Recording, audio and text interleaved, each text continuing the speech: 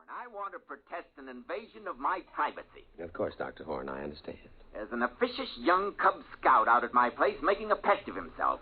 A lieutenant something. Lieutenant Colonel Windermere. But I called Washington. Yes, sir, but our intercept monitor put the call through to me. We'll take care of any outside calls you wish to make. Of all the insufferable...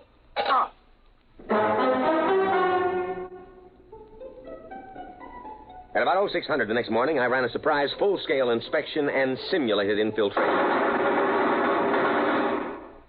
Hey, look there! You trigger-happy idiots! It's me, McCabe! And you simulated! You hear?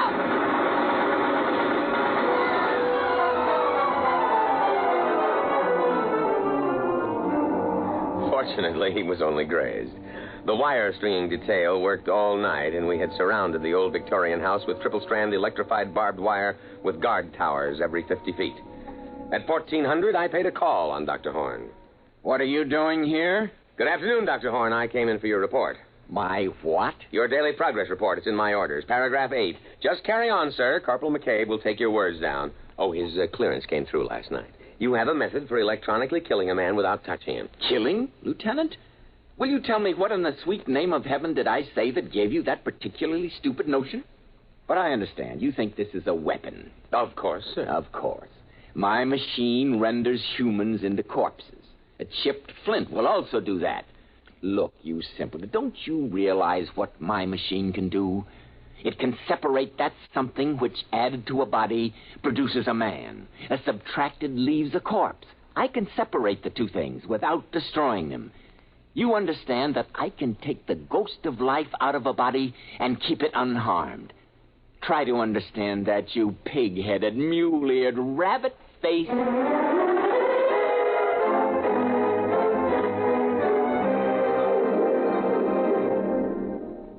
You're listening to The Haunted Corpse on X-1.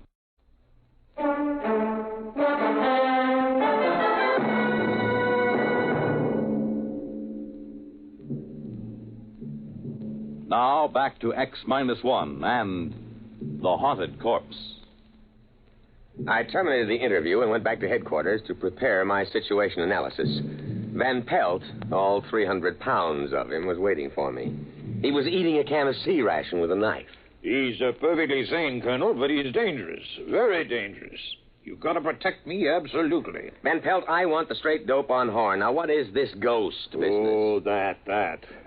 That's just his way of putting it. You see, care to join me in a can of beans? No, thank you. Well, there's a difference between a living man and a dead man, and that difference is what Dr. Horn whimsically calls a ghost. Call it life, plus intelligence, plus soul. If there is such a word in your lexicon, Colonel. You mean his machine conjures up ghosts? No, Colonel. Dr. Horn is an impossible old vulture, but he's not a faker. Horn can drain the essence of life from a body and store it, or if he wishes, he can replace them in another body. Would you mind handing me the can opener? This looks interesting. Macaroni and beef. Supper ration.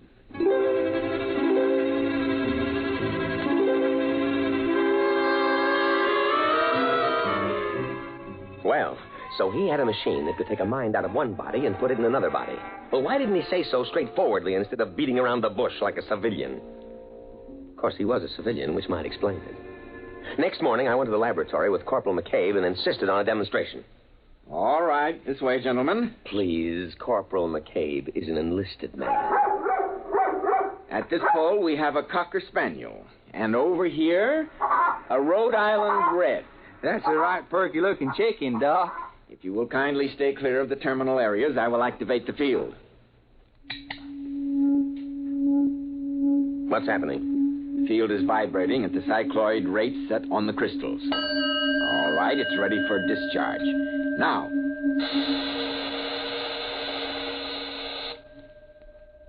Well? Watch. Here, Rover. Here, boy. Here, boy. Hey, that ain't no hound. That's the chicken. I know. Here, Rover. Well, I'll be pickled for an eel. That little old chicken is trying to wag its tail. And over here, Here, chick, chick, chick, chick, chick, chick, chicky. To keep listening to this audiobook, I've left you a link in the description so you can do it at no cost thanks to Audible's 30-day free trial.